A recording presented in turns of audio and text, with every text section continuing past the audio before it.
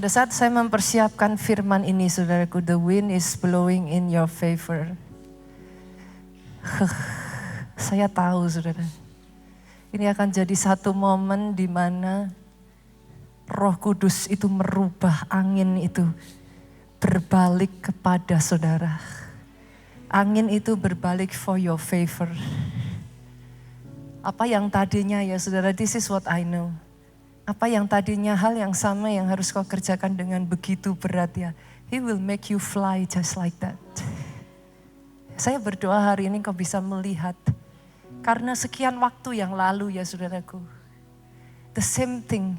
Murid-muridnya gagal untuk memahami apa yang jadi rencananya, kehendaknya. And therefore itu membuat hati mereka begitu sedih. Kalau saudara lihat di dalam Yohanes pasalnya yang ke-16 ayatnya yang ke-5 sampai 6. Saya bacakan buat saudara ya. Tetap duduk di dalam hadirat Tuhan. Stay a bit longer in the presence of God, saudaraku. Tetapi sekarang aku pergi kepada Dia yang telah mengutus aku, kata Yesus.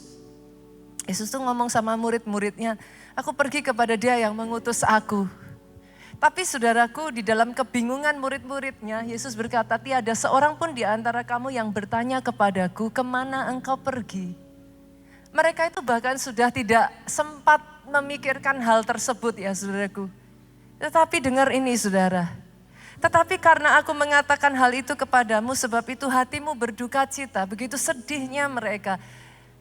Padahal saudaraku, this is not the first time, ini bukan pertama kalinya Yesus mengatakan kepada murid-muridnya, waktunya sudah dekat. Again and again ya saudara, sebelum Dia disalib, sebelum Dia ditangkap, sebelum Dia diadili, sebelum Dia mati. Again and again Dia sudah mengatakan kepada muridnya, satu demi satu, clue demi clue, Dia meninggalkan petunjuk saudara kepada murid-muridnya.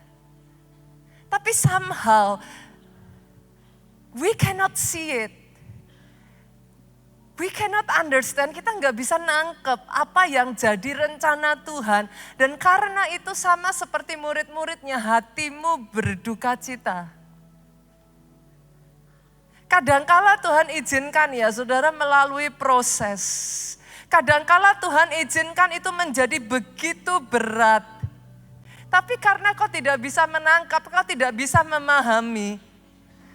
Kau berkata, Tuhan berapa lama, kenapa diizinkan seperti ini? Padahal di benak Tuhan, yes, He needs it to take longer. Dia butuh itu agak sedikit lebih lama. Why? Karena Dia sedang membangun ketahanan itu di dalam dirimu. Dia sedang mengerjakan dan itu gak bisa dipercepat saudaraku. Karena Dia melihat apa yang belum engkau lihat. Bahwa ada agendanya di kedepan hari yang belum engkau lihat.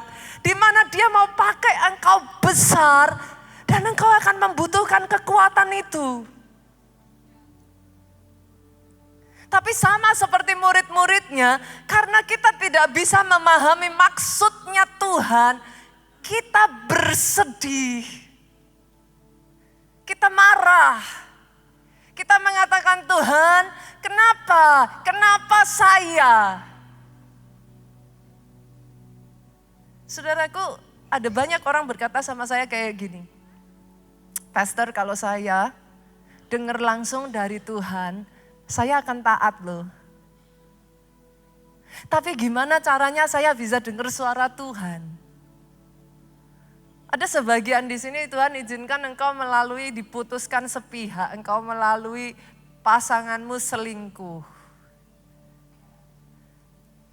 Gak enak saudara, ada sebagian dari saudara sedang ada di dalam posisi kau menyalahkan dirimu. Saya tadi mendoakan di depan ya saudaraku, saya tahu satu hal ya, di tempat ini ada orang-orang yang butuh kekuatan baru yang dari Tuhan. Kekuatanmu tidak cukup.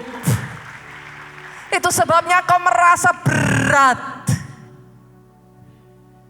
Karena kau tidak bisa melihat, kau menyalahkan dirimu sendiri. Kau berkata, Pastor, gak ada pasangan yang lebih baik lagi, gak ada pacar yang lebih baik lagi. Padahal Tuhan izinkan engkau melihat semuanya itu terjadi karena Dia punya rencana yang berbeda. Dia punya pasangan yang jauh lebih baik untuk engkau. Tapi karena kita nggak ngerti, kita sering tanya, Pastor bagaimana saya bisa dengar suara Tuhan? Kalau saya dengar suara Tuhan, pasti saya akan lakukan. Kalau Tuhan bilang enggak, pasti saya akan ikuti. Perhatikan ke depan ya saudaraku, murid-murid sudah dengar suara Tuhan loh. The very Jesus Pak. Di depan mata mereka Pak. Berbicara dengan mulut Yesus langsung didengar oleh kedua telinga mereka Pak. Tahukah saudara, that's not the point. Kedekatanmu akan Yesus itu yang membawa engkau mengerti rencananya. Karena ketika engkau mengerti rencananya saudaraku, masalah yang sama boleh terjadi atas hidupmu. Tapi akan berbeda sama sekali. Pastor mana buktinya? Saya akan buktikan kepada saudara. Murid-murid yang sama yang tadinya Yesus tuh baru ngomong, aku akan pergi kepada Bapa. Mereka nangis, mereka sedih. Alkitab mencatat sampai dikatakan mereka berduka cita. Berduka cita itu bukan hanya sekedar sedih Pak. Mereka hancur hati. Tapi saudara akan kaget, saya akan bawa saudara maju ya saudaraku. Di Lukas pasalnya yang ke-24 kita akan melihat murid yang sama yang begitu sedih. Di Lukas 24 ayatnya yang ke-50 sampai ke-52. Lalu Yesus membawa mereka keluar kota sampai dekat Betania. Di situ ia mengangkat tangannya memberkati mereka. Dengar saudaraku, hari ini kita memperingati hal yang sama. Saya ingin mengatakan kepada saudara, dia mengangkat tangannya dan memberkati engkau. He is for you. He is not against you. Dia tidak mengutuki engkau. Dia tidak menghakimi engkau. Dia mengangkat tangannya memberkati hidupmu. He is for you. Dan pada saat dia memberkati mereka, ia berpisah dari mereka terangkat ke surga. Saudara, tanya kepada saudara, kira-kira kalau tadi baru diomongin aja udah nangis, udah begitu sedih. Apa yang terjadi ketika Yesus benar-benar terangkat? They will be devastated, saudaraku. Tapi ayat yang ke-52 ini mengatakan satu fenomena yang sangat unik, saudara. Kita baca sama-sama yuk. Mereka sujud menyembah kepadanya, lalu pulang ke Yerusalem dengan sangat hancur hati. Hah? Do I have a different Bible? Pulang ke Yerusalem dengan sangat, how can it be? Baru diomongin aja udah nangis. Ini Yesus benar-benar terangkat ke surga kok bisa bersuka cita. Do you see? The same problem. Kalau engkau tahu agenda Tuhan atas hidupmu, the same problem, engkau tidak tahu agenda Tuhan, engkau akan hancur hati, kau akan menangis, engkau akan menyalahkan Tuhan. Tapi ketika muridnya matanya terbuka, mereka melihat. Hari ini saya berdoa hal yang sama terjadi atas engkau melihat. Engkau melihat. Apa yang tadinya belum bisa kau lihat? Apa yang tadinya belum bisa saya lihat? Saudaraku, izinkan saya menceritakan kepada saudara. Sejak dari saya lulus kuliah, saudaraku, saya meninggalkan kota Solo. Sejak dari saya usia 18 tahun, that is maybe the last time, saudara. Saya menjadi anak yang hampir tidak pernah ada di rumah saya. Pada saat Tuhan mengutus saya ke Jogja, I was so young. Saya masih sangat muda, saudaraku, usia saya baru 20 sekian. Pertama kalinya saya diutus ke Jogja, saya protes sama Tuhan. Kenapa hanya saya, Tuhan? Kenapa semua saudara-saudara saya yang lain, kenapa semua keluarga saya boleh berkumpul? Sedangkan saya tidak pernah bisa bersama dengan mereka. Usia saya masih sangat-sangat muda, saudaraku. Pada saat Tuhan mengutus saya pertama kalinya ke Jogja, saya marah. Saya protes, Pak. Saya nggak punya siapa-siapa, saudaraku.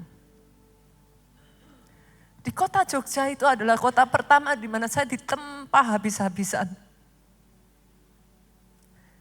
Saudara melihat saya hari ini,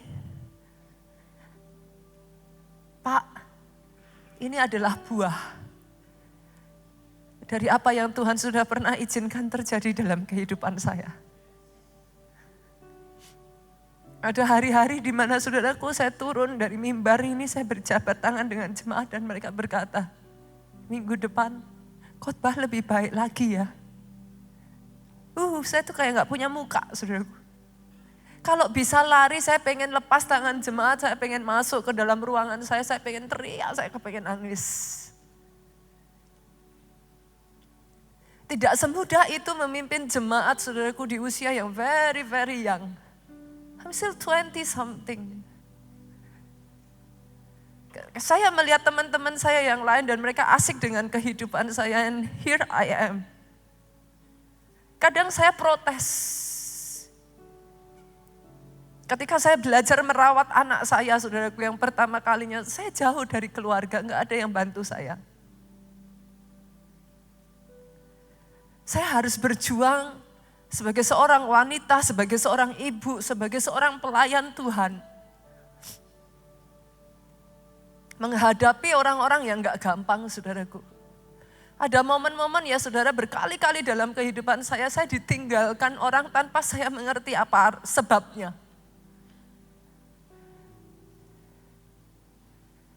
I understand I'm not perfect. Saya dimarah-marahin, saya dijelek-jelekkan, saya difitnah, things that I've never done. Ya, saya masih muda, saudaraku. Berapa banyak di tempat ini yang usianya sudah lebih dari 20 sekian tahun, yang sudah kepala 3 di tempat ini? Ngaku aja, saudaraku. Ada nggak yang usianya masih 20-an tahun? Oke. Nah, ini lebih gampang ngakunya, saudara. Kayaknya langsung bangga, saudaraku. Turunkan tangan saudara. When I was around your age, saya menggembalakan jemaat yang usianya sudah 60, 50 tahun, saudaraku, bahkan 70 tahun. Saya marah, saudara. Apa yang saudara lihat hari ini adalah buah dari kehancuran saya. Ketika segala sesuatu sudah berjalan and everything is good, saudara. Satu hari Tuhan melalui Pastor Obaja, gembala sidang senior kita, mengutus saya dan Pak Jo untuk pergi ke Jakarta. Saudara melihat saya sekarang ya, I was so angry. Saya sudah punya anak 2, saudaraku. Jogja itu, gereja di Jogja itu sedang maju-majunya. At that time. Ribuan jemaat yang ada di Jogja. Perjuangan yang tidak mudah, saudaraku.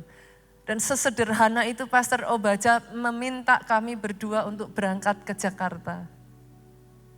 Saudara, boleh saya katakan ini? Saya tidak bisa melihat pada saat itu. Tapi yang saya punya adalah saya berkata kepada Tuhan, I will obey no matter what. Saya marah loh, saudara. Waktu saya berangkat ke Jakarta itu saya nangis. Sebagian jemaat salah paham kepada kami, kenapa kok kami meninggalkan Jogja. Kalau saya bisa teriak, saya teriak, saudaraku, saya juga gak mau pergi.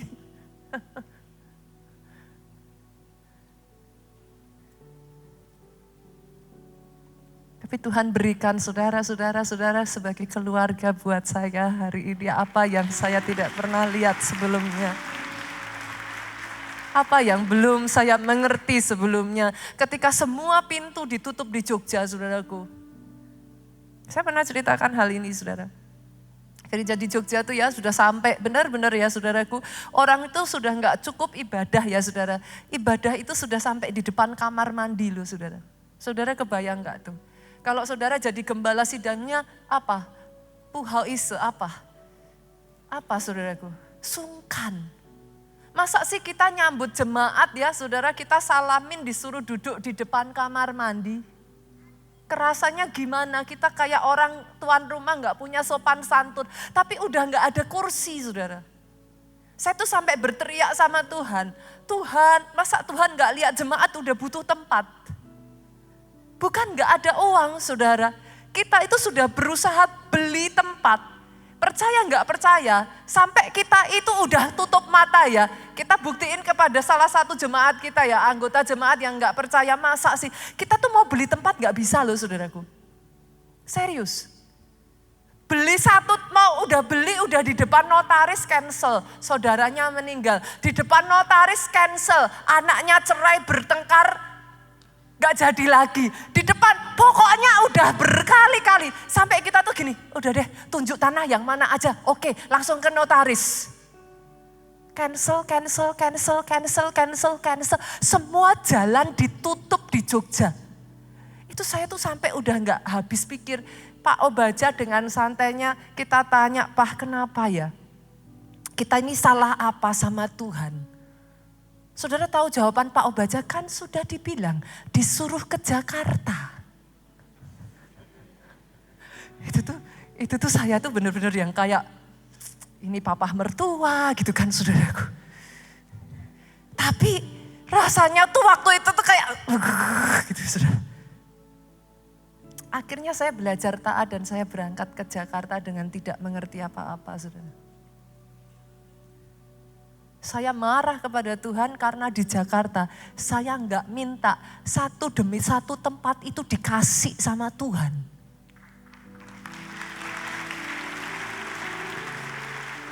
Manusia tuh aneh toh, minta nggak dikasih marah, nggak minta dikasih marah. Saya marah kenapa? Ini yang di Jogja loh, butuh sampai kayak gitu gak dapet. Di Jakarta belum butuh. Saudara masih ingat pertama kali kita kumpul di tempat ini? Seberapa jemaat yang datang? Tempat ini bukan kami yang meminta saudaraku. Tempat ini diberikan dan dipercayakan Tuhan kepada jemaat keluarga Allah. I have to say it. Hopefully saya tidak mengatakan dengan cara yang salah. Tapi tempat ini adalah keinginan hatinya Tuhan. Bukan kami. Bahkan untuk masuk ke tempat ini kami gak berani. Kami bukan hanya gak berani. Gak pernah kepikir.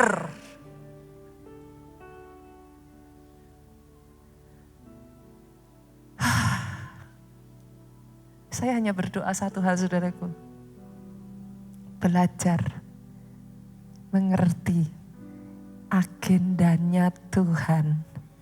Belajar percaya ketika tanganmu digandeng untuk berjalan ke tempat yang engkau tidak mengerti dan tidak kau pahami.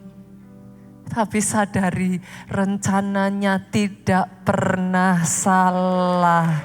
For I know the plan I have for you. Aku tahu rancangan-rancangan apa yang ada padaku mengenai kamu. Rancangan damai sejahtera, bukan kecelakaan. Untuk mendatangkan kebaikan. Tepuk tangannya boleh yang paling meriah buat Raja di atas segala raja. Saya tidak mengerti bahwa ketika Tuhan memaksa kami untuk berangkat ke Jogja, ketika Tuhan memaksa kami berpindah ke Jakarta, jujur ya saudara, kalau saya ditanya 2 kota yang paling saya nggak suka, maka saya akan menjawab Jogja dan Jakarta. Seriously, bukankah Tuhanmu itu ajaib? Tuhan tuh paling tahu loh, titik tombol itu loh saudaraku. Masing-masing orang tuh punya tombol yang bisa dipencet itu loh. Tuhan itu tahu tombolnya itu. Dan di waktu yang tepat dipencet saudara. Itu tuh kayak. Bolehkah saya katakan ini saudaraku? Tapi saya belajar proses tidak mengkhianati hasil. Saya belajar. Di saat saya diizinkan Tuhan mengalami pergumulan di dalam batin saya, sesungguhnya Tuhan sedang melatih otot-otot, saudaraku, stamina ketahanan rohani saya untuk bertahan dan tetap kuat di masa-masa sukar. Saat itu saya berteriak, saat itu saya marah, saat itu saya enggak terima. Tapi saya tidak pernah mengerti. Dia terus izinkan saya mengalami masa-masa itu, saudaraku. Saya menyadari sekarang bahwa Tuhan mengizinkan semuanya itu supaya otot iman saya dibentuk satu demi satu.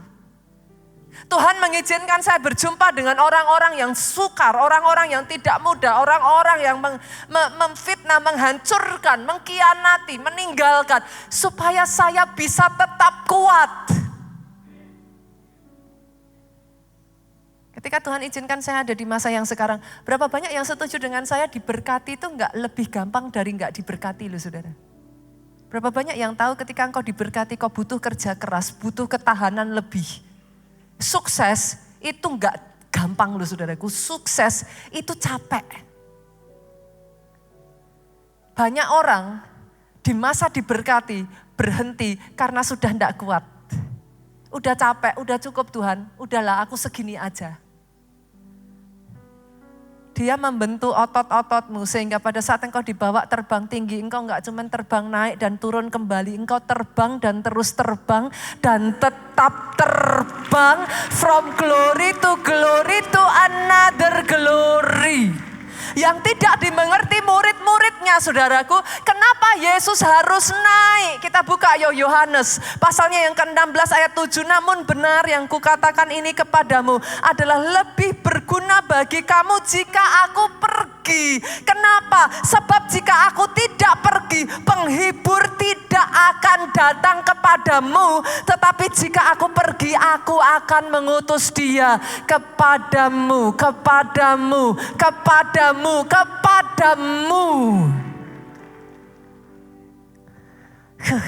Saudara bisa melihat rencana plan besarnya Tuhan enggak? Kadang kita susah ya. Yesus harus naik. Yesus sebagai manusia jasmani, saudara tidak akan bisa ada bersama dengan saudara 24 jam dalam sehari. Jika dia masih tetap sebagai wujud manusia. Yesus dalam wujud manusia harus naik. Supaya Roh Kudus, Roh Yesus Kristus yang tidak terbatas dicurahkan. Saudara bisa ngelihat gak nih saudara? Dia tuh sedang merencanakan kegeraan besar di seluruh dunia. Bahkan ketika muridnya belum bisa melihat, dia sudah berkata dari Yudea, dari Yerusalem, Yudea, Samaria, sampai ke ujung bumi. Dia siapkan Roh Kudusnya. Kenapa? Karena dia tahu Yesus dalam rupa manusia gak bisa. Tapi Yesus dalam wujud Roh Kudusnya bergerak dimanapun engkau berada. Di ruangan-ruangan yang tidak ada seorang pun yang melihatnya. Bahkan saat ini Roh Kudusnya bekerja, bergerak. Spotting one by one. Dia pulihkan, dia memerdekakan, dia melepaskan, dia bangkitkan kembali. Roh yang sudah padam, yang suam, dikobarkan kembali. Roh Kudusnya diutus saudaraku. Sehingga 2000 tahun dari sejak hari itu sampai dengan hari ini, you are here. Engkau ada di sini. Engkau mengaku Yesus Kristus adalah Tuhan dan Juru Selamat atas hidupmu.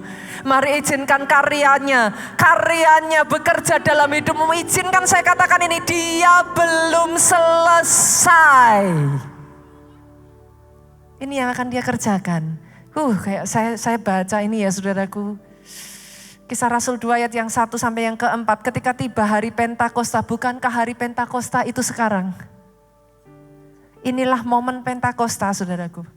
10 hari ke depan nanti saudara. Semua orang percaya berkumpul di satu tempat. Lihat kiri kananmu. Lihat depan belakangmu. Semua orang percaya berkumpul di satu tempat. Tiba-tiba turunlah dari langit suatu bunyi seperti tiupan angin keras. Memenuhi seluruh rumah di mana mereka duduk. wind is blowing. Angin itu bertiup. Rasakan saudaraku. The wind is blowing. The wind is blowing. Ayat berikutnya saudara. Tampaklah kepada mereka lidah-lidah seperti nyala api yang bertebaran hingga pada mereka masing-masing. Saya berdoa ya. Selama 10 hari ini saudaraku KKR ini. Akan ada orang-orang yang mendapat penglihatan. Saudara yang berkata kepada saya, pastor dulu saya pernah, tapi sudah lama sekali saya enggak pernah melihat lagi. The wind is blowing. 10 hari ini saudaraku, jangan lihat siapa yang melayani di tempat ini. Certainly saudara akan dilayani oleh hamba-hamba Tuhan yang luar biasa.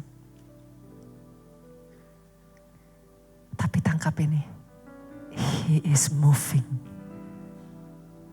Angin itu ditiupkan dalam hidup saudara. Penuhlah mereka dengan Roh Kudus. Satu demi satu, engkau yang belum bisa berbahasa roh, penuh dengan Roh Kudus. Mereka berbahasa, berkata-kata dengan bahasa Roh Kudus. Mereka mulai berkata-kata dalam bahasa lain. Seperti yang diberikan oleh Roh itu kepada mereka untuk mengatakannya. Ayat 4 yuk. Multimedia. Saya bacakan buat saudara.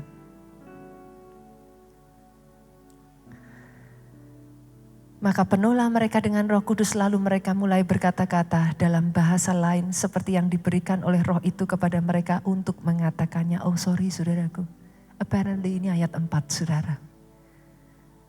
Hari ini saya berdoa ya saudara. Angin itu berhembus. Pastor, kalau angin itu berhembus apa yang terjadi? 2 hal saya akan tutup dengan ini ya saudara. Angin membersihkan semua awan gelap atas hidupmu. Kita lihat yuk Ayub 37 ayat 21. Seketika terang tidak terlihat karena digelapkan mendung. Lalu angin berhembus. Maka bersihlah cuaca. Pastor, apa sih yang dimaksud dengan mendung? Saudara boleh lihat ke depan. Saya orang yang bergerak di dalam perkara roh saudaraku, tapi saya bukan orang yang ngeroh. Saya rasa saudara yang sudah cukup bersentuhan dengan saya, saudara tahu apa yang saya maksudkan. Tapi ya saudara, ayat ini, mendung ini berbicara di dalam alam roh ini ya saudaraku, ada atmosfer yang tidak terlihat. Dan saya harus mengatakan peperangan roh itu real.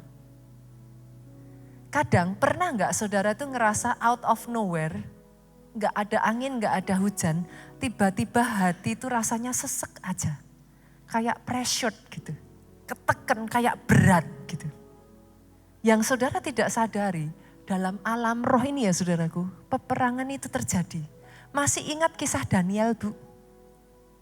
Daniel berdoa supaya Tuhan kasih hikmat. Doanya dijawab Tuhan, Tuhan kirimkan malaikatnya. Yang Daniel gak tahu, malaikat itu dicegat saudaraku, dihadang. Selama 21 hari Alkitab mencatat oleh Prince of Persia.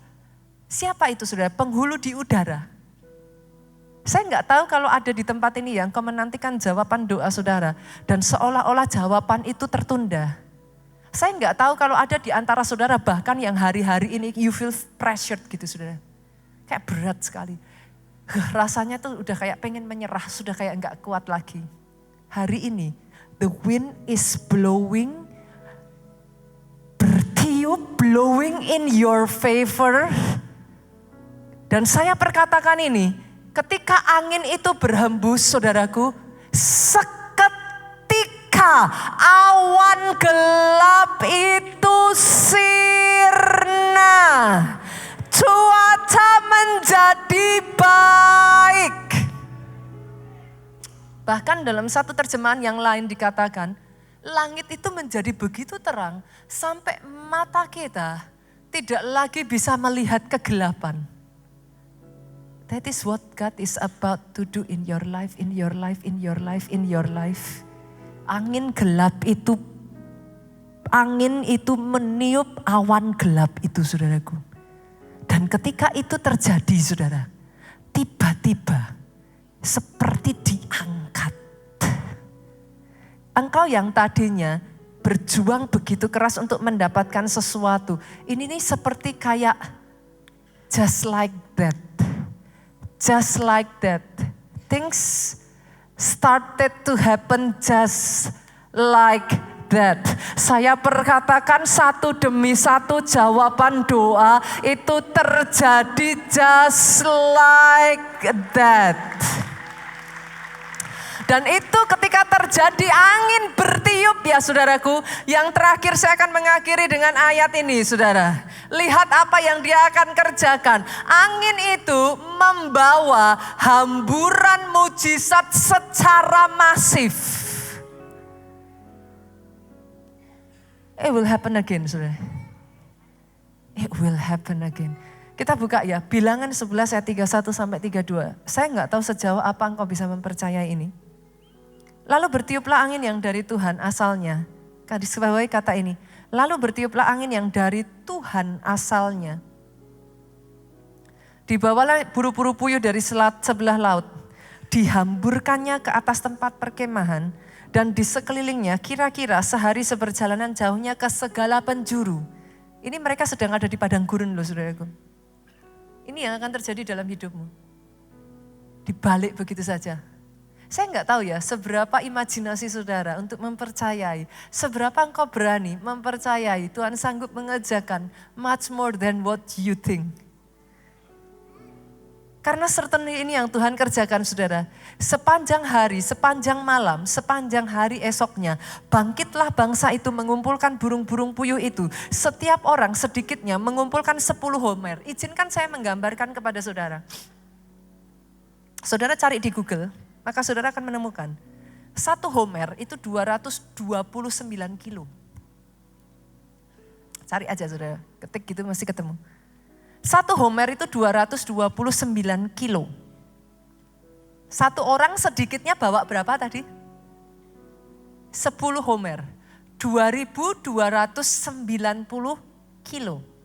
Saya bikin gampang boleh, 2/4 ton. Oke ya. Biar enggak susah ngitungnya. Oke, saya kasih gambaran lagi. Pada saat itu kira-kira ada 600.000 orang laki-laki di bangsa Israel. Kalikan 600.000 dengan 2/4 ton. Ini di padang gurun loh saudaraku. Mereka membawa 1.350.000 ton burung puyuh. Berapa banyak yang hadir di tempat ini ya saudaraku? Saya rasa ya, itu burung puyuh sebanyak 1.350.000 ton. Mungkin loh ya saudara kalau ditumpuk di sini nggak tahu cukup apa enggak saudara. Di tengah padang gurun, out of nowhere. Akan ada orang-orang di tempat ini ya, jawaban doamu lebih dari yang kau pikirkan. Akan ada orang-orang di tempat ini. Saya akan mulai mendengar mujizat-mujizat yang tidak masuk akal terjadi atas hidupmu. Mujizat-mujizat yang tidak masuk pemikiran, tidak terbilang banyaknya, berhamburan.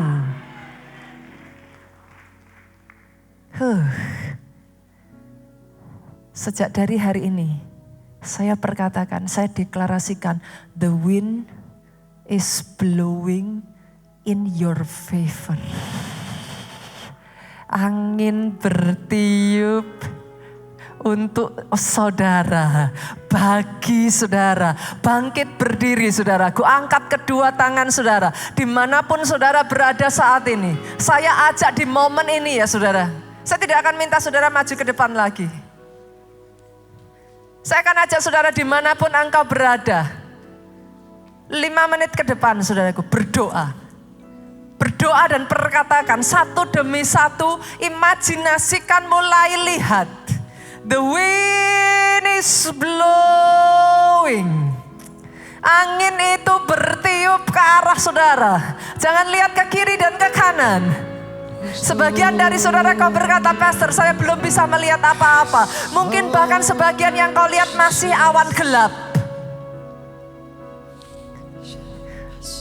Tapi mulai saudaraku, perkatakan, hanya seketika. Hanya seketika. Seketika itu apa saudara? Sesaat. Seketika itu apa? Sementara. Seketika itu apa? Sebentar saja. Tapi ketika angin itu berhembus, minta Roh Kudus menghembusi engkau dengan anginnya.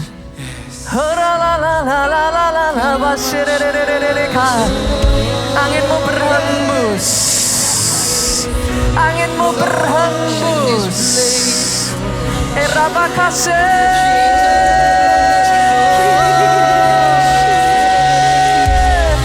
Anginmu berhembus. Saya tahu saudaraku, saya tahu. Bahkan kesembuhan itu mengalir just like that. Tadi ketika saya turun di bawah, saya bisa merasakan itu. Ada orang-orang di tempat ini yang menerima mujizat kesembuhannya hari ini.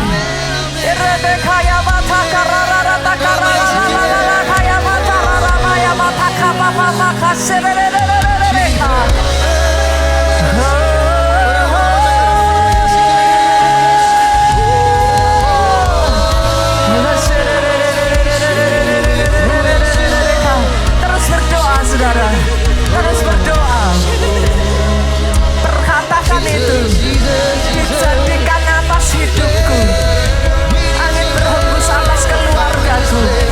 Pertikaian surut digantikan dengan keharmonisan. Angin berhembus atas bisnis, atas pekerjaanku.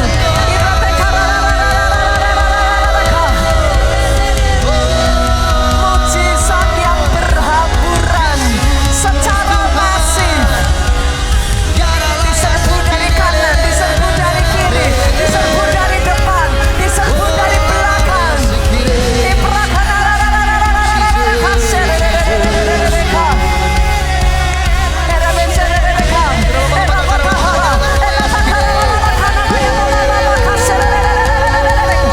Bayangkan saudaraku, imajinasikan, perkatakan. Angin berhembus atas pernikahanku. Pemulihan keluarga. Angin berhembus atas jiwa-jiwa.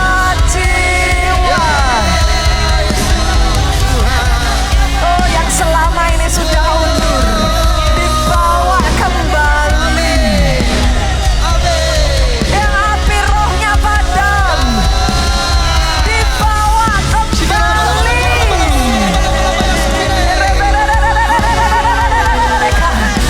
Yang sudah undur dari pelayanan, ditarik kembali.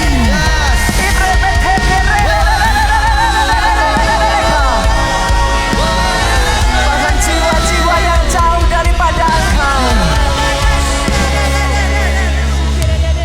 jiwa-jiwa yang terluka, jiwa-jiwa yang haus, jiwa-jiwa yang membutuhkan engkau. Angin berhembus. Berhembus.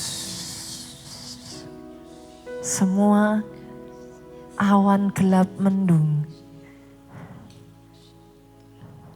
Cadar yang menutupi, kain yang menutupi, dibukakan. Amin, amin, amin.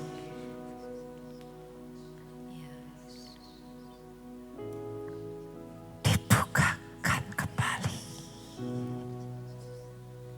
Kami bisa melihat rencanamu, kami bisa melihat agendamu, kami bisa melihat karya agung Tuhan. Amin. The reason behind everything. Alasan dibalik kenapa kau izinkan semuanya terjadi Tuhan.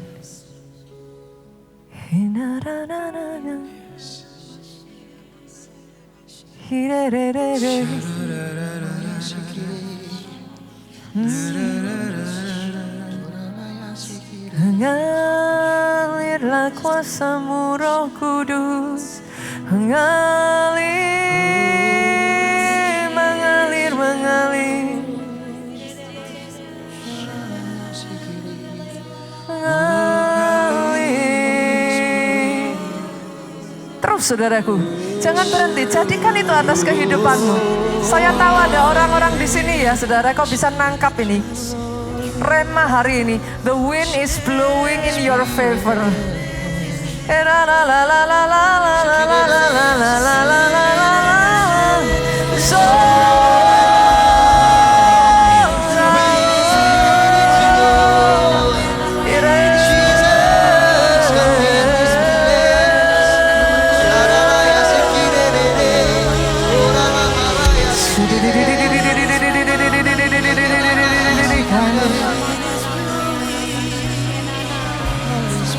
Roh Kudus, Roh Kudus, Roh Kudus, Roh Kudus, Roh Kudus. Terus saudaraku, terus jangan berhenti saudara, jangan berhenti, doakan terus. Engkau yang sedang berjuang untuk keluargamu, doakan terus. Engkau yang berjuang untuk anak salmu, doakan. Engkau yang berjuang untuk bisnismu, doakan. Bahkan engkau yang berjuang di dalam hutang piutangmu, saudaraku, doakan.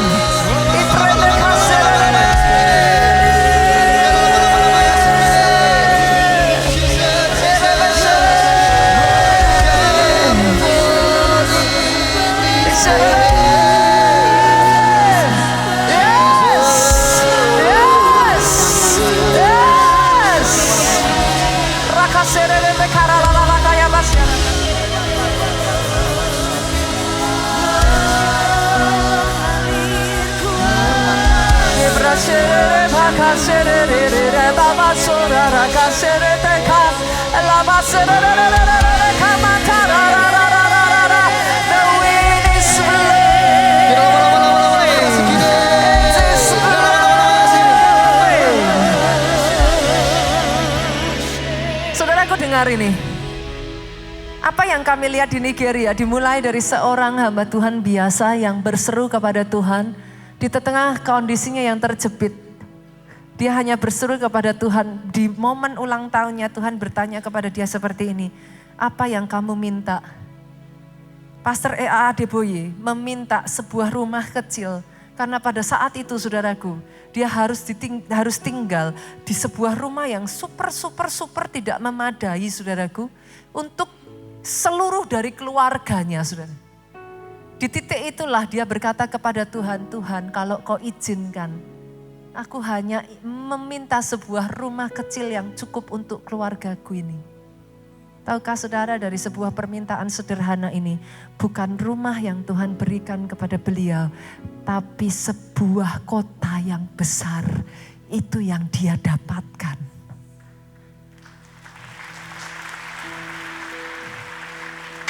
Yes.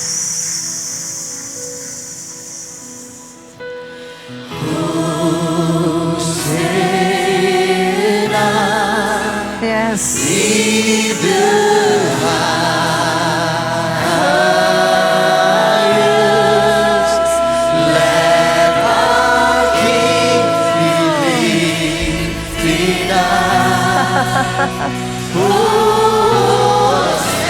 Terima kasih Tuhan.